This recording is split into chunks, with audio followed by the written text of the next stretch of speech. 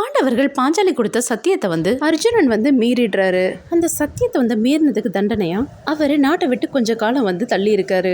அந்த காலகட்டத்துல நாகலோகத்தின் இளவரசியான உளுப்பிய வந்து கல்யாணம் செஞ்சுக்கிறாரு. அவங்களுக்கு ஒரு மகன் பிறகுறான். அவர் பேரு தான் அரவான். அர்ஜுனனுடைய தண்டனை காலம் முடிஞ்ச உடனே அவர் இந்திரபிரஸ்தம் போயிடுறாரு. அரவான் அர்ஜுனன் மாதிரியே நல்ல வீரம் பொருந்திய ஆழ வளர்ந்து வராரு. குருஷேத்திர போர் வந்து தொடங்குறதுக்கு முன்னாடி பாண்டவர்கள் சார்பா யாராவது கழப்பள்ளி கொடுத்தா பாண்டவரணிக்கு கண்டிப்பா வெற்றி கிடைக்கும் அப்படின்னு சொல்றாங்க. கழப்பள்ளி கொடுக்கறதுக்கு ரொம்ப பொருத்தமான ஆள்னா அரவான் தான் அப்படின்னு சொல்லி கிருஷ்ணர் சொல்றாரு. அரவான் கிட்ட போய் கிருஷ்ணர் வந்து இதெல்லாம் சொல்றாரு. அரவானுக்கு ரொம்ப சந்தோஷம்.